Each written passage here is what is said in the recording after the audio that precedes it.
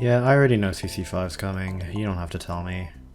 Actually, today might be a good day to see how they're all training. CC5 Spectrum has been announced, which means more pain and molding for everyone. Thankfully, Global had undertied, so we don't have to come into this CC blind and make do with new operators like Contingency Contract Pyrite. This video aims to help all you brainlets understand the permanent map, including the enemies and mechanics, at least a little bit better, so you won't be surprised at what's to come. If you're trying to use this video as a general beginner guide to Contingency Contract, please don't. There are tons of better videos out there that are more beginner friendly, I think. Anyways, Risk 18 should be easy enough with an E2 core or 2 as usual, so let's dig right through the map. Oh look, it's KOB and Saga. Are you guys taking a break from your training? What do you mean you're training right now?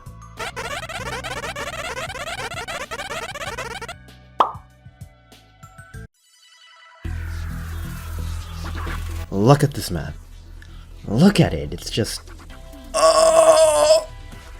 Not only is it more cramped than Mr. Beast in a coffin, but it's also split into two with this ranged tile line thing down the middle. There are two tiles to buff your melee ops on. One of them increases their defense by 200, the other one regenerates 3% of their max HP per second.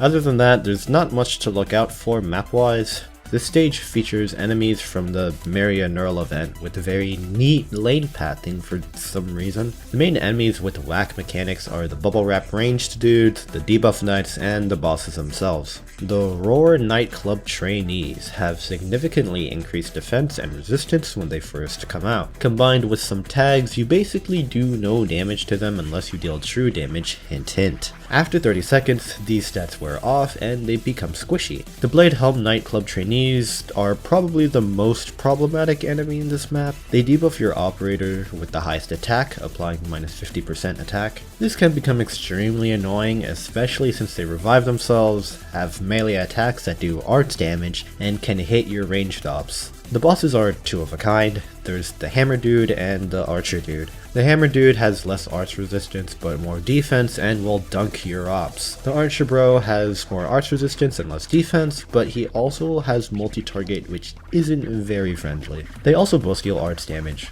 If both of them are out on the field at the same time and you kill one of them before the other, the remaining knight will gain mega stats and go crazy with it, basically ending your run. You want to prevent this from happening at all costs, so either kill the Hammer Dude before the Archer Bro spawns, or you kill them at the same time. The latter option is more difficult to pull off if you're lacking the DPS to split between them. As for pathing, this lane only has crabs. This lane has bubble wrap dudes and blade helm trainees. Shield dudes come from here, a blade helm trainee comes from here and takes this zigzag pathing, and normal feeder mobs come from here. Hammer Bro comes from here and takes the zigzag pathing, while the Archer Dude comes from this spawn and takes an L to the exit. Let's talk about the risks. The risks for this map are kinda quirky. Oh, you like using those nice tile buffs we gave you? Nah, none of that. Risk 2 tile ban. There's also DP down minus 75%, which requires you to have 4 vanguards to support your squad, so you definitely shouldn't be taking it with squad down 3. As usual, avoid the attack down 3 if you're not going for high risk, and especially avoid this risk 3 tag. It's already painful enough to try killing one of the bosses, so by taking this tag, you're basically shooting yourself in the leg by trying to tackle both at the same time and killing them in sync. Week 2 also has this funky tag with the Blade Helm trainees and adds one more of them to the map, as if dealing with 2 wasn't enough. Nice swordsmanship. Good job, Blumishine. Show them your light. That's a little bright. Maybe calm down next time. Oh god, Blumishine, you're making the bloom effect stronger. Stop, I can't see. This is worse than Discord Light. Spectrum features your traditional class bands like with every contingency contract. This time it's casters and defenders versus guards and medics. Guards and medics got max achievable risk, which is 31, while casters and defenders only got to risk 30. This doesn't mean casters and defenders is the worst pick though, as with every CC you should pick risks that fit your own squad. This time I'll advise operators based on class bands and some universal operators that can help. Let's start with guards and medics. You have your obvious meta slaves. Silverash has big damage, but his main usefulness comes with his talents that reduce redeployment time of operators by 10% and reveal invisible enemies, which is especially handy when you choose this tag, causing the hammer dude to become invisible. Surtur is just Surtur. He doesn't die and deals big damage. It's really that simple. Thorns and Mountain are easy, brainless guards that allow you to focus on the harder parts of the stage. You can either drop them in the right lane to completely forget about the crabs, or put them on the left lane to help deal with everything over there. Calcit is also another great pick for guards and medics, cause Monster's true damage with S3 makes the mid lane really easy to clear, since it can just outright bypass the bubble wrap dude's heavy defensive stats. He's also easily redeployable with a stun on death, making him very useful to support other lanes and stalling bosses. The reason why guards and medics got farther than casters defenders is because they had Warfarin. Warfarin means you can buff Exu, which means big DPS. Since Exu has the highest DPS in the game, disregarding armor, all you have to do is hyper buff her and shred the boss armor, and then you have a victory, which is what the CN players did. Casters and defenders has less DPS than guards and medics, but there are still some operators that stand out here.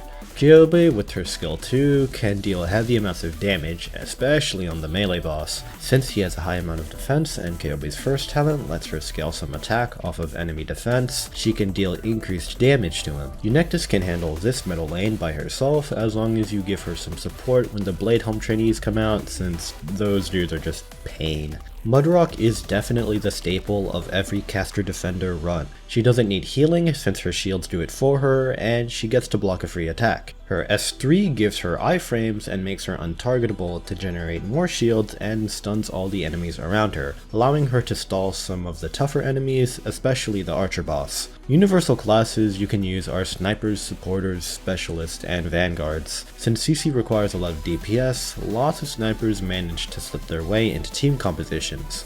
Previously mentioned Exu can shred bosses with her standard buff army of Skulter, this debuffer, Warfarin, and Elysium. Granted, you don't need all of these buffers and debuffers, but the more you add, the more powerful her delete this ability becomes. Since none of the enemies in the map are stun immune, Ashe is a great pick. She can do crazy amounts of burst damage with S2, though not as powerful as Exu. Rosemontis and Rosa are also great snipers to choose. The map is cramped as hell, and the enemy pathing is relatively short, so stalling the bosses with their skill 3s can save you in a lot of situations. Moving on to supporters, Suzerain is a great universal damage amplifier who can provide potent crowd control and heal allies. Since Thorns and Mountain fall off in high risk trying to handle the right lane, Weedy can easily replace them, with the only downside of you needing to charge her S2 super early. She also comes with a water cannon that can attack cancel the Blade Helm trainees with the right timing, which is extremely useful. Since Weedy mega buffs her own attack with S2, she can easily be attack debuff bait for the Blade Helm trainees. If you're taking this tag, you're going to need 4 vanguards. Bagpipe and the 2 flag bearers are standard, and your 4th option can be between Saga or Texas depending on how strong your opener is and the utility you need from Texas's stun. If you're only taking DP down 2 though, a flag bearer and a standard vanguard should be enough. Take Elysium on S2 to reveal the invisible melee knight and to synergize with Exu. Anyways, that should be all for the operator recommendations. I don't really have a good way to end this video, so bye bye. Hi Scotty, hi Sora. How's your training going? Nice. Mind if I listen to your next song?